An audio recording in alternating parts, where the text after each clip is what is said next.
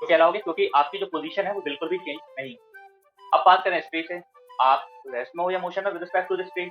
तो 1 घंटे पहले आप इतने डिस्टेंस पर थे, अब 1 घंटे बाद तो बस कहीं की कहीं चली जाएगी, तो उसका डिस्टेंस क्या हो गया? चेंज हो गया। When the position is changing, when the position is changing with respect to surrounding, then the object will be at called at rest. तब उस ऑब्जेक्ट को हम रेस्ट में करेंगे। एक एग्जांपल और पूछा जा सकता है कि जो आपका फ्रेंड बाहर खड़ा है, बस के बाहर खड़ा है, बस चली जा रही है, तो आपका दोस्त रेस्ट में है या मोशन में? फिर से बोल रहे हैं, बस जा रही है, आपको टाटा बाय बाय कर रहा है वो, या आपका फ्रेंड है आपको टाटा बाय बाय कर रहा है, बस जा रही है।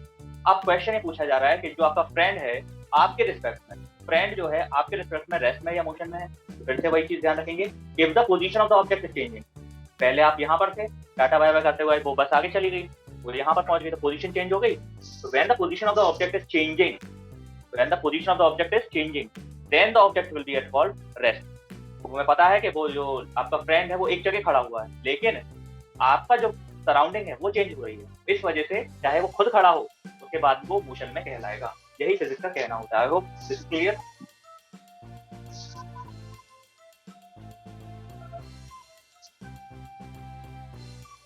अगर हम टाइप्स की बात करें तो मोशन टू टाइप्स के होते हैं, uniform uniform and non uniform. Motion 2 types के मिलेंगे, uniform motion and non uniform motion. Uniform motion कब कहलाएगा? जब वो इक्वल डिस्टेंस कवर करे। मान लीजिए हर 1 घंटे में वो 1-1 किलोमीटर चलेगा, दैट इज नोन एज। तो ऑब्जेक्ट यूनिफॉर्म कब कहलाएगा? जब ऑब्जेक्ट इक्वल डिस्टेंस कवर कर रहा होगा इक्वल इंटरवल ऑफ टाइम। जैसे ये हमारा एक पॉइंट ए है, ये हमारा पॉइंट बी है, पॉइंट ए से पॉइंट बी तक जाना है, ये आपका 1 किलोमीटर का मार्ग। ओके, तो पहले वो उसने 1 घंटा लिया यहाँ से यहाँ तक पहुंचने के लिए, फिर उसने 1 घंटा लिया यहाँ से यहाँ तक पहुंचने के लिए, फिर उसने 1 घंटा लिया, फिर उसने 1 घंटा लिया। तो यहाँ पर देख सकते हो साफ साफ कि 1 किलोमीटर चलने के लिए उसने 1 घंटा लिया। हम मान सकते हैं यहाँ पर 5 किलोमीटर है, यहाँ पर भी 5 किलोमीटर है, यहाँ पर भी 5 किलोमीटर है, यहाँ पर भी 5 किलोमीटर। तो equal distance in equal interval of time, equal distance in equal interval of time, that is known as uniform. फिर से वही चीज, सेम चीज, ए से बी तक जाना है किसी बंदे को, यहाँ से यहाँ तक 5 किलोमीटर, फिर 5, फिर 5, फिर 5।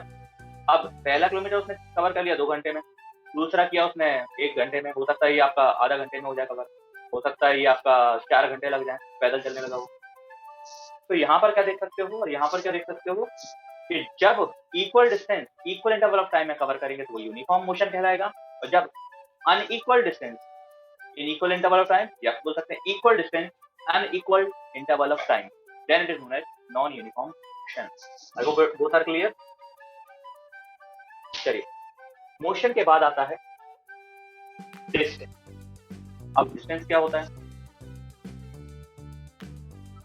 डिस्टेंस को हम ऐसे समझ सकते हैं कि अगर हमें ए से बी तक जाना है, अब हम ए से बी तक ले रहे हैं, कोई भी जगह हो सकती है, तो ए कोई प्लेस है और बी कोई प्लेस है, ठीक है, दिल्ली है या मुंबई है। तो अगर हमें ए से बी तक जाना है तो हम अलग अलग रास्ते चूज कर सकते हैं। हमारे पास अलग अलग रास्ते हैं। तो सीधा रास्ता बिल्कुल सुपरमैन की तरह सीधा यहाँ से फ्लाई करके वहां पहुंच जाओ, ठीक है, बिल्कुल स्ट्रेट। हम ऐसे भी जा सकते हैं, हम ए से भी जा सकते हैं, हम ए से भी जा सकते हैं। तो ये हमारे पास अलग अलग रास्ते हैं ए से बी तक जाने। तो डिस्टेंस क्या होगा? डिस्टेंस होगा लेंथ ऑफ पाथ। तो जो भी हमने रास्ता चुना है, चाहे हमने ये वाला चुना है स्ट्रेट वाला, ये वाला और ये लास्ट वाला, तो जो भी हमने रास्ता चुना है इसमें से जो भी लेंथ निकलेगी, the length of the path is known as distance. तो what is distance? It is the length of the path from initial position to final position. Now it comes displacement. Distance और displacement क्या होता है? Distance is the path from initial position to final position, displacement is the shortest path. दोनों में difference क्या है? ये आपका कोई सा भी हो सकता है, छोटा वाला सबसे छोटा वाला भी हो सकता है, सबसे बड़ा वाला भी हो सकता है, लेकिन डिस्प्लेसमेंट क्या होगा?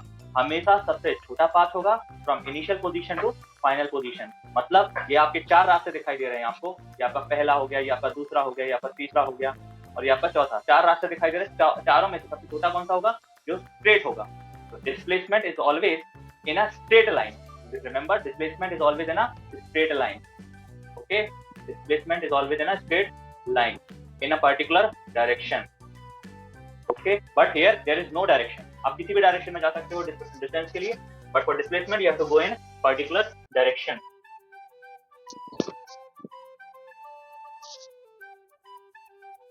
एक और चीज आपको बता दें, यहाँ पर जब कभी भी हम कैलकुलेशन करते हैं कि भाई यहाँ से यहाँ तक डिस्टेंस निकालो, डिस्प्लेसमेंट निकालो या कुछ भी लेंथ निकालो, तो उस कंडीशन में हमें क्या चीज ध्यान रखनी पड़ेगी कि इसको हमें अगर मेजर करना है तो सिंपल हम लेंथ नाप लेंगे कि भाई इधर से इधर तक कितने किलोमीटर है, इधर से इधर तक कितने मीटर है, ये हम नाप के लिख लेंगे। लेकिन डिस्प्लेसमेंट में हमेशा ये चीज ध्यान रखनी पड़ती है कि हमें डायरेक्शन भी लिखना पड़ता है उसका। मतलब अगर हमें ये लिखना है कि ऑब्जेक्ट की लेंथ हमने ए से बी तक निकाली 5 किलोमीटर, याद रखना हमने ए से बी तक निकाली कितनी आई 5 किलोमीटर, लेकिन हम इसको ऐसे नहीं लिखेंगे, हम इसको लिखेंगे ए से बी तक, ए से बी तक, ए से बी तक। अगर हम इसको ऐसे लिख दें बी से ए तक तो उल्टा हो जाए कि हम बी से स्टार्ट कर रहे हैं और ए की तरफ आ रहे हैं। लेकिन अगर हम ये लिख दें ए से बी तक तो हमें इसको एरो इस तरफ दिखाना पड़ेगा। ये बताता है डायरेक्शन कहां से कहां तक, ए से बी तक।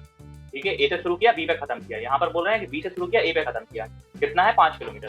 तो डिस्प्लेसमेंट में क्या होता है, डायरेक्शन भी दिखाया जाता है कहां से कहां चल रहे हैं। डिस्टेंस में कुछ नहीं दिखाया जाता, सिर्फ इतना लिख दिया जाता है कि हाँ भाई ए से बी तक का डिस्टेंस है 5 किलोमीटर। हाँ, जरूरी नहीं है कि ये वाला लें, हम ये वाला अगर ले लें तो हो सकता है ये 7 किलोमीटर हो, तो ए बी कितना हो गया आपका 7 किलोमीटर हो गया। ये आपका कुछ भी हो सकता है, लेकिन ये हमेशा फिक्स रहेगा, कभी नहीं बदलेगा। डिस्प्लेसमेंट की एक और चीज है, अगर हम यहाँ से शुरू करते हैं, सर्कुलर पार्क की बात करें तो सर्कुलर पार्क में हम क्या करेंगे, यहाँ से शुरू करेंगे और हमने ये चक्कर लगाया यहाँ पहुंच गए। ठीक है, सर्कुलर पार्क है, यहाँ से शुरू किया, चक्कर लगाया, हम यहाँ पर पहुंच गए। तो हमें क्या ध्यान रखने की चीज है कि जब कभी भी हम शुरू करेंगे वो हमारा होगा इनिशियल पोजीशन, और जहां पर हम खत्म करेंगे वो हमारा होगा फाइनल पोजीशन। इनिशियल पोजीशन से फाइनल पोजीशन के बीच में जो रास्ता होता है वो आपका किसी भी तरीके का हो सकता है। यहाँ पर ये वाला रास्ता जब हम शुरू कर रहे हैं तो इसको हम कहेंगे डिस्टेंस। और डिस्प्लेसमेंट क्या होगा, डिस्प्लेसमेंट होगा शॉर्टेस्ट पाथ। वैसे बता चुके हैं कि शॉर्टेस्ट पाथ में क्या आएगा, ये वाला आएगा, सीधा सुपरमैन बन जाओ, उड़ के पहुंच जाओ। ठीक है, तो ए से बी तक डायरेक्टली, हालांकि बीच में पार्क है आप नहीं क्रॉस कर सकते, बीच में मान लीजिए तालाब है आप या फिर जंगल है, कुछ भी है, तो आप पार नहीं कर पा रहे उसको। लेकिन डिस्प्लेसमेंट की बात आएगी तो डिस्प्लेसमेंट हमेशा यही रास्ता होगा, द शॉर्टेस्ट वन। ओके, आपने कभी ट्रेवल भी नहीं किया उस रास्ते को, लेकिन यही रास्ता होगा। Displacement is the shortest path from initial position to final position.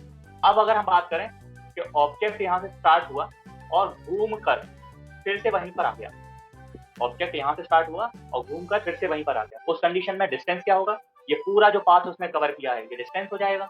और डिस्प्लेसमेंट क्या हो जाएगा, डिस्प्लेसमेंट हो जाएगा 0।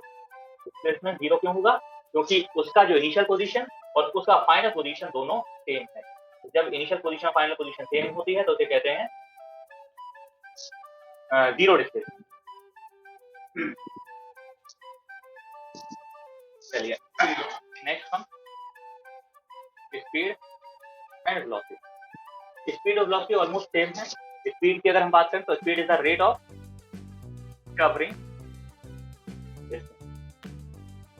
and velocity is the rate of covering displacement. Speed is the rate of covering distance and velocity is the rate of covering displacement.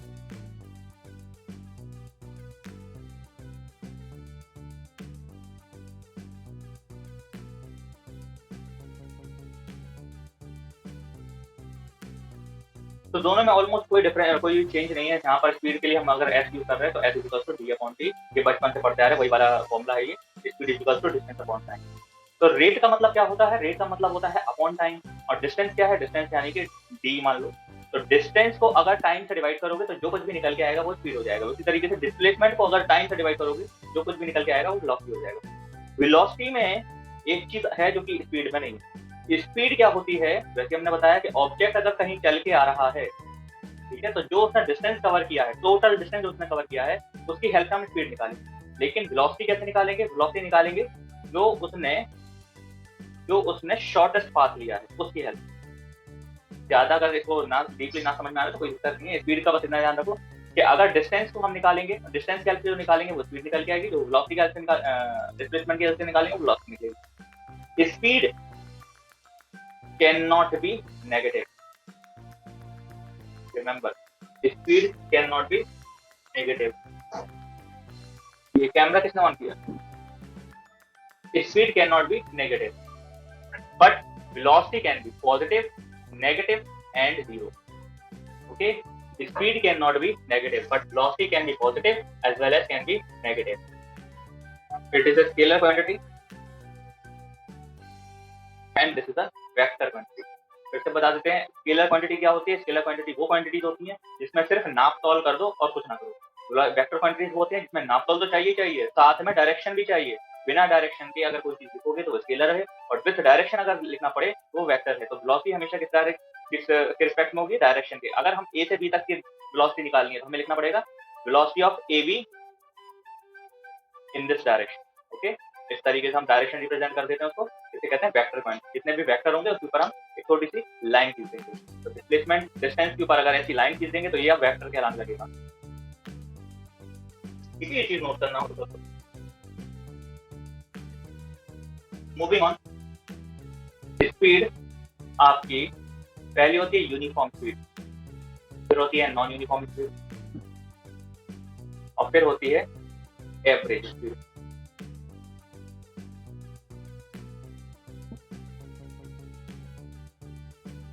Uniform speed, equal distance in equal time. Non uniform, equal distance in unequal time. Average velocity, total distance upon total time. When we talk about velocity, it is also of three types: uniform velocity, non-uniform velocity, and average velocity. Uniform velocity, same, equal distance, displacement, equal time. Non-uniform, equal displacement, unequal time. Average velocity, initial plus final upon 2. Average velocity also known as speed. Average velocity is also known as speed of the object. तो अगर note करना है तो कर लो। Initial velocity क्या होती है, एक बात और बता दें कि जब कभी भी कोई भी ऑब्जेक्ट चलने वाला है, कोई भी ऑब्जेक्ट चलना स्टार्ट करेगा तो जो उसकी स्टार्टिंग स्पीड होगी, then starting speed is known as average velocity, initial velocity. Initial velocity, जो कुछ भी इसकी ऑब्जेक्ट की स्टार्टिंग स्पीड होगी, that will be known as initial velocity. और ऑब्जेक्ट की जो एंडिंग स्पीड होगी, मतलब जब ऑब्जेक्ट खत्म करने, जैसे हम रेस शुरू करते हैं तो रेस शुरू करने से पहले हमारी एक स्पीड होती है, ठीक है, हमारी रेस यहाँ से शुरू हुई, लेकिन हमने काउंटिंग कहाँ से चालू करी, हमने काउंटिंग पॉइंट चालू करी, तो हमारी काउंटिंग जहाँ से स्टार्ट होगी वो हमारी इनिशियल वेलोसिटी कहलाएगी। हमारी काउंटिंग अगर हो सकता है यहाँ से स्टार्ट हुई तो हमारी यही स्पीड स्टार्टिंग वेलोसिटी या एंडिंग इनिशियल वेलोसिटी कहलाएगी। ऑब्जेक्ट की स्पीड कहां पर हम गिनना खत्म कर रहे हैं, अगर हम यहां पर गिनना खत्म कर रहे हैं तो ये कहलाएगी फाइनल वेलोसिटी। तो फाइनल वेलोसिटी क्या होगी? The speed at the end of the journey, यहां पर जर्नी उसकी गिनना हमने शुरू किया और यहां पर हमने गिनना खत्म कर दिया। तो starting velocity, ending velocity, initial velocity, final velocity. Remember, initial velocity is represented by small u, final velocity is represented by small v। के later on you will come to know कि इनके ऊपर ये लगाना कंपलसरी, अभी नहीं, ये बाद में क्लास में पता चलेगा। ये लगाना कंपलसरी है, और ये लगाना इसलिए कंपलसरी है क्योंकि ये कैसी है, एक वेक्टर क्वांटिटी है। वेक्टर क्वांटिटी के ऊपर क्या लगाना पड़ता है? ये छोटा सा एरो लगाना पड़ता है। आते हैं एक्सेलरेशन। एक्सेलरेशन होता क्या है? Rate of change of velocity. What does it mean, rate of change of velocity? Rate of change of velocity mean, सबसे पहले हम निकालेंगे change of velocity. Change of velocity, what does it mean? अगर हमारे पास कोई भी वेलोसिटी है, जैसे मान लीजिए हम 100 मीटर पर सेकंड की स्पीड से चल रहे हैं, ज्यादा हो गया 100 kilometre per hour, 100 kilometre per hour की स्पीड से पहुंचना है हमें, ठीक है। हमने गाड़ी किससे स्टार्ट की थी? हमने गाड़ी स्टार्ट की थी 10 किलोमीटर पर आवर की स्पीड से। तो चेंज कितना आया? चेंज आया final velocity minus initial velocity. Change कितना आया? Final velocity minus initial velocity, 90 का चेंज आ गया। ये चेंज पॉजिटिव भी हो सकता है, नेगेटिव भी हो सकता है, तो इसलिए बता दें acceleration is also a vector quantity. Acceleration क्या है? एक वेक्टर क्वांटिटी है। वेक्टर क्वांटिटी वो होती है जिनके पास क्या होता है? जिनके पास ये एरो होता है, यानी कि डायरेक्शन होता है। तो acceleration is also a vector quantity, ठीक है। और रेट का मतलब क्या होता है? रेट का मतलब पता चले upon time. Okay, change in velocity, तो एक्सेलरेशन क्या होगा? एक्सेलरेशन होगा आपका v minus u upon t। ध्यान रखना, acceleration is the rate of change of velocity. तो चेंज ऑफ वेलोसिटी निकाला, फिर उसका रेट निकाल दिया, तो क्या निकल आएगा? एक्सेलरेशन निकल आएगा। एक्सेलरेशन की यूनिट होती है मीटर पर सेकंड स्क्वायर। एक्सेलरेशन की यूनिट हमेशा होगी मीटर पर सेकंड स्क्वायर। इसको हम ऐसे भी लिख सकते हैं, मीटर सेकंड की पावर -2। इसको ऐसे भी लिखा जाता है, मीटर पर सेकंड स्क्वायर। और अगर कभी ये जो आपका है, मान लीजिए हम 100 की स्पीड से चल रहे हैं, 100 किलोमीटर पर आवर की स्पीड से चल रहे हैं और चलते-चलते हमने क्या की ब्रेक लगा दी गाड़ी के, तो गाड़ी की ब्रेक लगा दी तो स्पीड कम हो जाएगी, तो 50 की स्पीड से चलने लगी।